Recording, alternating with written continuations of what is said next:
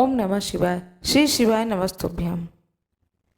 आज मैं आप लोगों को कथा सुनाने जा रही हूँ, मासिक शिवरात्रि की व्रत कथा। पौराणिक कथा के अनुसार पूर्व काल में चित्रभानु नामक एक शिकारी था। जानवरों की हत्या कर वह अपने परिवार को पालता था। वह एक साहूकार का कर्जदार था, लेकिन उसका ऋण समय पर न चुका सका। क्रोधित साहूकार ने शिकारी को शिव मठ में बंदी बना लिया। संयोग से उस दिन शिवरात्रि थी। शिकारी ध्यान मग्न होकर शिव संबंधी धार्मिक बातें सुनता रहा। चतुर्दशी को उसने शिवरात्रि व्रत की कथा भी सुनी।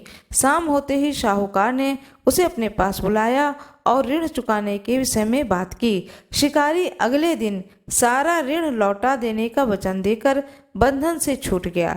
अपनी दिनचर्या की भांति वह जंगल में शिकार के लिए निकला, लेकिन दिन भर बंदी गृह में रहने के कारण भूख प्यास से व्याकुल था।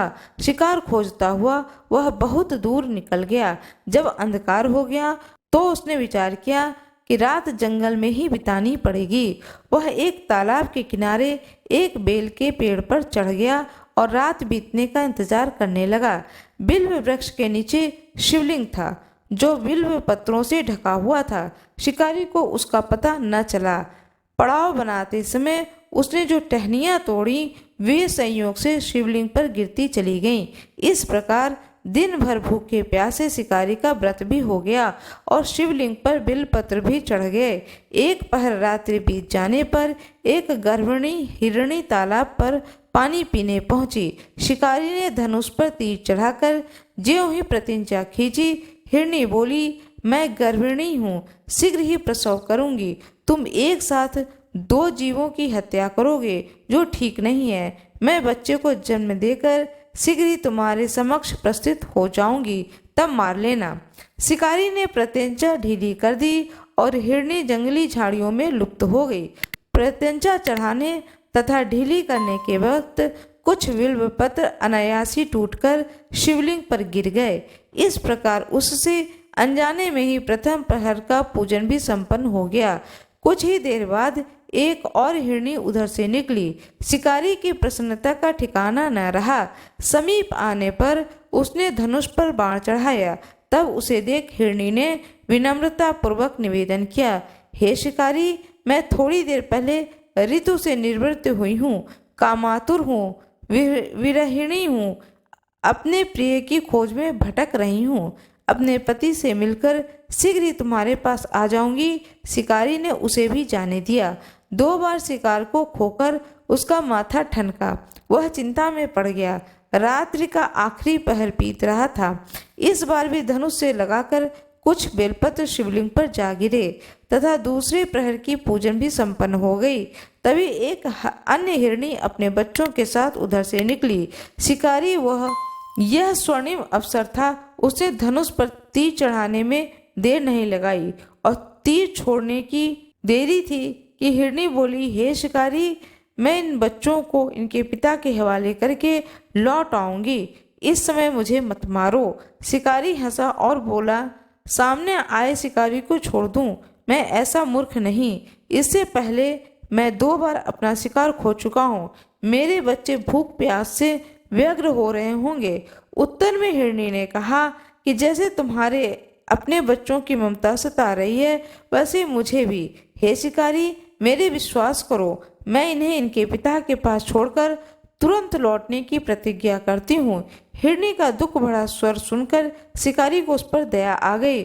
उसने उस मृगी को भी जाने दिया। शिकार के अभाव में तथा भूख प्यासे व्याकुल शिकारी अनजाने में ही बेल वृक्ष पर बैठ गया और बेल पत्र तोड़कर नीचे फेंकता जा रहा था। पांव फटने को हुई तो एक हृष्ट पृष्ठ मृग उसके रास्ते पर आया। शिकारी ने सोच लिया कि इसका शिकार वह अवश्य करेगा। शिकारी की तनी प्रचन्नता देखकर मृग विनीत स्वर में बोला, हे शिकारी, यदि तुमने मुझसे पूर्व आने वाली 3 मृगियों तथा छोटे छोटे बच्चों को मार डाला है, तो मुझे भी मारने में विलंब न करो, ताकि मुझे उनके वियोग में एक क्षण भी दुख न सहना पड़े। मैं उन हिरनियों का पति हूँ। तुमने उन्हें जीवन दान दिया है, तो मुझे भी कुछ क्षण का जीवन देने की कृपा करो। मैं उनसे मिलकर तुम्हारे समक्ष उपस्थित हो जाऊंगा। मृग की बात सुनते ही शिकारी के सामने पूरी रात का घटनाचक्र घूम गया। उसने सारी कथा मृग को सुना दी। तब मृग ने कहा कि मेरी तीनों पत्नियां जिस प्रकार प्रतिज्ञाबद्ध होकर गई हैं, मेरी मृत्यु से अपने धर्म का पालन नहीं कर पाएंगी। अतः जैसे तुमने उन्हें विश्वास पात्र मानकर छोड़ा है, वैसे ही मुझे भी जाने दो। मैं उन सब के साथ तुम्हारे सामने शीघ्र ही उपस्थित होता हूँ। शिकारी ने उसे भी जाने दिया। इस प्रकार सुबह हो गई। उपवास, रात्रि जागरण तथा शिवलिंग पर बेलपत्र चढ़ने से अनजाने पर ही शिवरात्रि की पूजा पूर्ण हो गई। पर अनजाने में की हुई पूजन का परिणाम उसे तत्काल मिला। शिकारी का हिंसक हृदय निर्मल हो गया। उसने भगवत भक्ति का वास हो गया। थोड़ी ही देर बाद वह मृग सब परिवार शिकारी के सामने उपस्थित हो गया ताकि वह उनका शिकार कर सके। किंतु जंगली पशुओं की ऐसी सत्यता, सात्विकता एवं सामूहिक प्रेम भावना देखकर शिकारी को बड़ी ग्लानि हुई। उसने मृग परिवार को जीवन दान दे दिया। अनजाने में शिवरात्रि के व्रत का पालन करने पर भी शिकारी को मोक्ष की प्राप्ति हुई।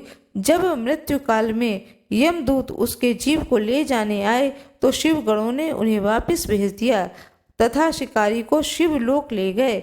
शिव जी की कृपा से ही अपने इस जन्म में राजा चित्रभानु अपने पिछले जन्म को याद रखकर तथा महाशिवरात्रि के महत्व को जानकर उसका अगले जन्म में भी पालन कर पाए। ओम नमः शिवाय। श्री शिवाय नमस्तुभ्यं। मेरा ये वीडियो कैसा लगा, कृपया वीडियो को लाइक कर दें, चैनल को सब्सक्राइब कर दें, बेल आइकन दबाना ना भूलें। धन्यवाद।